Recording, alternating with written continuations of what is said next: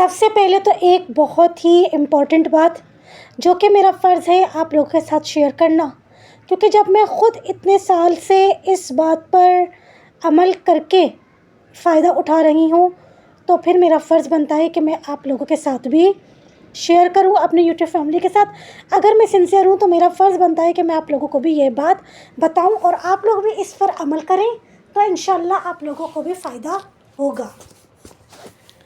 ये सिर्फ़ मेरे साथ नहीं होता, ये सबके साथ होता है कि जब हम नमाज़ पढ़ने खड़े होते हैं तो हमारा ध्यान इधर उधर भटक जाता है।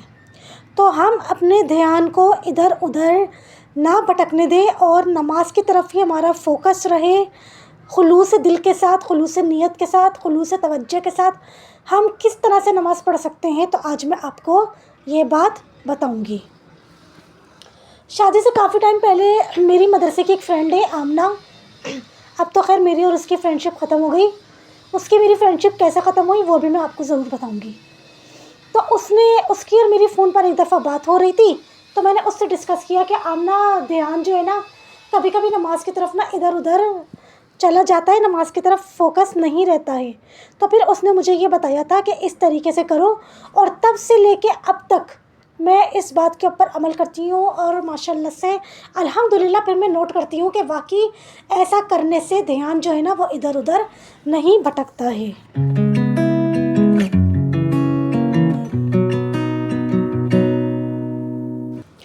आपने क्या करना है, जब आप नमाज की नियत करके, नियत बांधकर जब आप खड़े हो जाएं, तो जिस वक्त हम लोग हाथ सीने पर बांधकर सूरह फातिहा और सूरतें पढ़ रहे होते हैं, उस वक्त नज़रें हमने ज़मीन पर रखनी है, उस जगह जिस जगह हम लोग सजदा करते हैं, और ध्यान में ये लेकर आना है कि मरकर सबसे पहले इस ज़मीन में जाना है। यानी उस ज़मीन जिस तरफ हम लोग सजदा करते हैं ना, जिस जगह पे हम लोग सजदा करते हैं, जब खड़े होकर हम सूरह फातिहा पढ़ रहे हैं, तो उस वक्त हमारी नज़रें उस जगह पर होनी चाहिए जिस जगह हम सजदा करते हैं, और जहन में ये बात आनी चाहिए कि मरकर सबसे पहले इस ज़मीन में जाना है। फिर उसके बाद हम जब रुकू करते हैं, तो रुकू करते वक्त हमारी नज़रें हमारे पैरों पर होनी चाहिए, और जहन में क्या बात होनी चाहिए कि जब हम मरेंगे तो सबसे पहले रूह पैरों से निकाली जाएगी।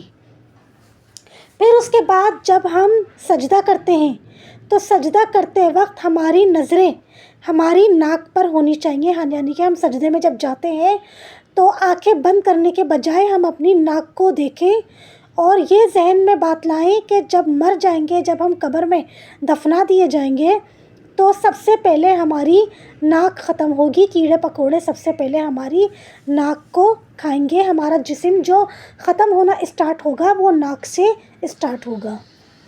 फिर उसके बाद जब हम तशहुद की हालत में बैठते हैं, अतहियात पढ़ते हैं, तो उस वक्त नज़रें हमारी अपनी झोली में होनी चाहिए, और जहन में ये बात होनी चाहिए कि या अल्लाह, हम तेरी रहमत से, हम तेरी बख्शिश से अब तक हमारी झोली जो है ना वो खाली है।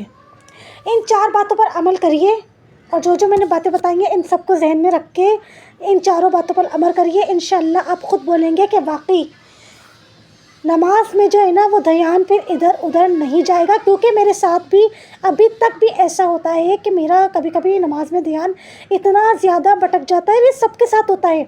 दुनियावी ख़यालात जो है ना सारे वो नमाज में ही आने स्टार्ट हो जाते हैं। तो मेरे साथ अभी तक ऐसा होता है कि जब मैं नमाज़ पढ़ने खड़ी होती हूँ तो दुनियावी ख़यालात, इधर उधर व्लॉग की टेंशन, ये वो सब कुछ ज़हन में आना स्टार्ट हो जाता है। लेकिन फिर मैं क्या करती हूँ, फ़ौरन अपने ध्यान को, अपने जहन को झटक कर और इन 4 बातों पर अमल करना स्टार्ट कर देती हूँ। तो अल्लाह का शुक्र है, अल्हम्दुलिल्लाह, फिर मेरा ध्यान इधर उधर नहीं भटकता और मैं बिल्कुल सही प्रॉपर तरीके से नमाज जो है ना वो पढ़ लेती हूँ।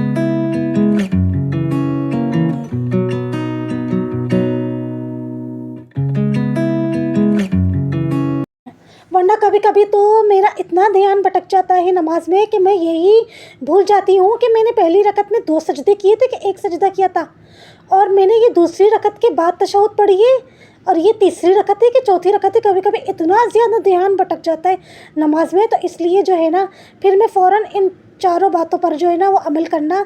फ़ौरन नियत अपनी तोड़कर सलाम फेर के फिर दोबारा जो है ना वो नियत बांध कर खड़ी होती हूँ और फिर खुलूस नियत और खुलूस तवज्जो के साथ इन चारों बातों पर अमल करते हुए नमाज़ पढ़ती हूँ। तो शुक्र अल्लाह का अल्हम्दुलिल्लाह कि फिर प्रॉपर तरीके से सही तरह से मुझसे नमाज़ पढ़ ली जाती है।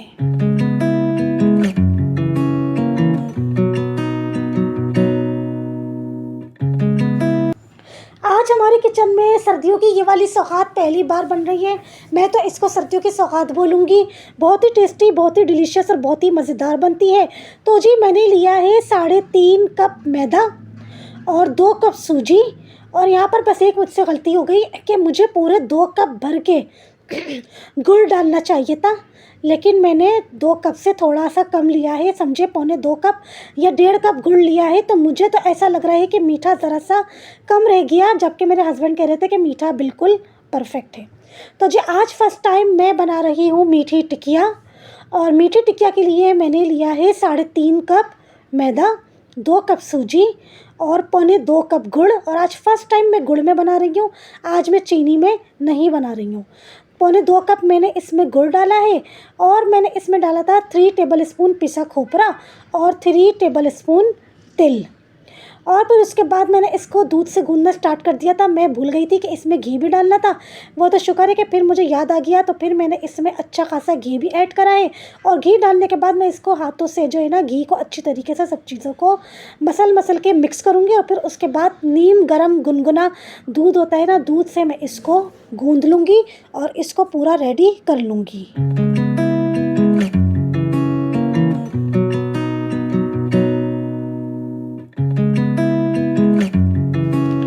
मेरे पास 2 बहुत ही ज़बरदस्त नसीहत आमेज़ स्टोरीज़ हैं, रियल स्टोरीज़। एक है देहरादून और एडिनबरा की स्टोरी और एक यही पंजाब और सऊदी अरब की स्टोरी, बिल्कुल रियल स्टोरीज़ हैं। और स्टोरीज़ का मेरा टाइटल होगा हर चमकती हुई चीज़ सोना नहीं होती। अगर आप लोगों को इंटरेस्ट हो तो मैं आप लोगों के साथ शेयर करूं, मुझे कोई एक भी कमेंट कर दे कि मैं आप लोगों के साथ शेयर करूं कि ना करूं। बहुत ही ज़बरदस्त रियल स्टोरीज़ है। जब मैंने सुनी तो बहुत ही मतलब जो है ना वो हैरानगी हुई कि इतना भी लड़कियों के साथ जो है ना वो बुरा हो सकता है। माँ बाप तो अपने लड़कियों का अच्छे से अच्छा देखकर जो है वो रिश्ता करते हैं कि शादी के बाद हमारी बेटियां ऐश करेंगी, राज करेंगी, खुश रहेंगी, लेकिन किस्मत का, नसीब का कुछ भी पता नहीं होता। तो मेरे पास की 2 स्टोरीज़ हैं। एक पंजाब की लड़की की जो कि शादी होकर सऊदी अरब गई और कितना बड़ा धोखा हुआ उसके साथ, और एक है मेरे पास देहरादून की लड़की जो शादी होकर एडिनबरा गई, उसके साथ भी कितना बड़ा धोखा हुआ, कितनी ज़्यादती हुई है। यकीन माने जब मैंने सुना और जब मैंने अपनी आंखों से देखा ना, वो जो ख़ुद अपनी आंटी स्टोरी सुना रही थी, तो यकीन माने बहुत अफसोस हो रहा था देखकर और सुनकर। तो अगर आप लोगों को इंटरेस्ट हो तो मैं आप लोगों को ये 2 स्टोरीज सुनाऊं।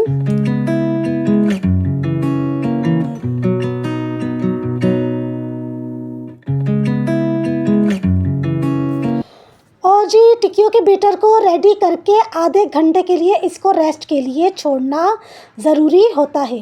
कभी भी ऐसा नहीं होता कि आप फ़ौरन के फ़ौरन हाथ के हाथ इसको जो है ना बैटर को रेडी करें और जो है वो फ़ौरन बनाने खड़े हो जाएं। ऐसा नहीं होता, आपको इसको आधे घंटे के लिए रेस्ट पर छोड़ना ज़रूरी होता है। और बहुत से लोग बोल रहे होंगे ये देखकर कि इसको तो बेलन से बेला जाता है, लेकिन मैंने बेलन से नहीं बेला, मैंने इसको हाथ से ही जो है ना वो अच्छी तरीके से यहाँ पे इसको दबा दबा के प्रेस करके मैंने इसको जितना मोटी मुझे चाहिए थी ना असल में टिकिया, मैंने अपने इसलिए हाथ के अंदाज़े के हिसाब से मैंने इसको रखा है। और बस यहाँ पर मैं गिलास से इसको कटिंग करके और इसको जो है ना वो फ्राई करती जाऊँगी। स्टार्टिंग की जो 4 टिकिया थी ना वो अच्छी खासी पतली हो गई थी मुझसे। फिर उसके बाद जो है ना वो मैंने इसका जो साइज़ था ना, मतलब इसकी थिकनेस जो है वो अच्छी खासी मोटी रखी, मतलब सही नॉर्मल मोटी रखी। लेकिन माशाल्लाह अल्हम्दुलिल्लाह टिकिया बहुत ही मज़ेदार बनी।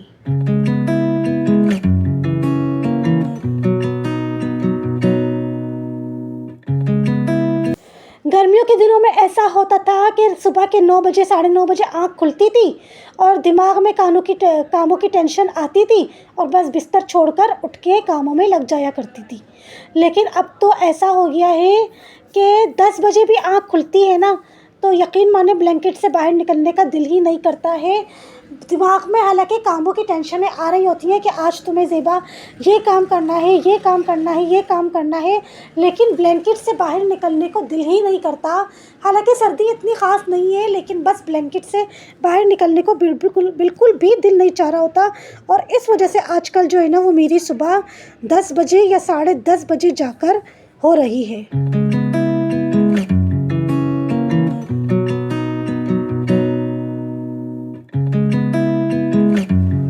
पता नहीं आजकल मेरी नींद को क्या हो गया है कि रात को मैं 11 साढ़े 11 बजे सोती हूँ और रात को 2 सवा 2 बजे मेरी आँख खुल जाती है। अब उसके बाद जब दोबारा सोने की कोशिश करो तो नींद ही नहीं आती है। और जब नींद आती है तो कब आती है, जब हस्बैंड को 4:15 बजे उठाने का टाइम होता है ना, उनको कंपनी के लिए उठाने का टाइम होता है, तो उससे 15-20 मिनट पहले जाकर नींद आनी स्टार्ट होती है। अब जब 15-20 मिनट पहले नींद आनी स्टार्ट होती है तो 4:15 बजे कैसे उठा जाएगा। फिर भी चलो खैर, जाहिर सी बात है हस्बैंड को उठाना मेरी रिस्पॉन्सिबिलिटी है। मैं उठ जाती हूँ और फिर हस्बैंड को लंच वगैरह रेडी करके दे देती हूँ और वो जो है वो 5 बजे तक वो चले जाते हैं। अब उनके जाने के बाद नींद से इतना झूम रही होती हूँ और कभी कभी तो मैं फिर फजर का इंतज़ार करती हूँ। हालांकि पूरा 1 घंटा होता है फजर की अजानों में।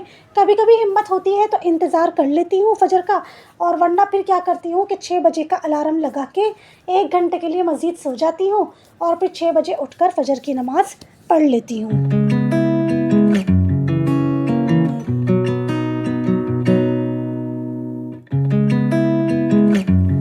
आमना और मेरी फ्रेंडशिप कैसे ख़त्म हुई ये बात मैं आप लोगों को इसी व्लॉग में बता देती हूँ।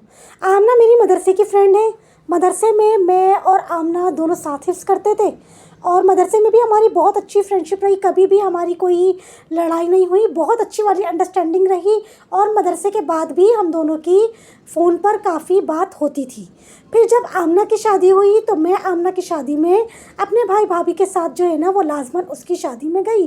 और उसकी शादी के आई थिंक 1-2 साल के बाद मेरी शादी हुई है। तो अब जब मेरी शादी हुई तो फिर मैंने आमना को अपनी शादी की दावत दी और मैंने आमना से कहा कि आमना भाई, जब मैं लाजमन अपने भाई के साथ जो है ना वो किसी भी तरह से तुम्हारी शादी में शरीक हुई हूँ, तो तुमने भी मेरी शादी में अब शरीक होना है।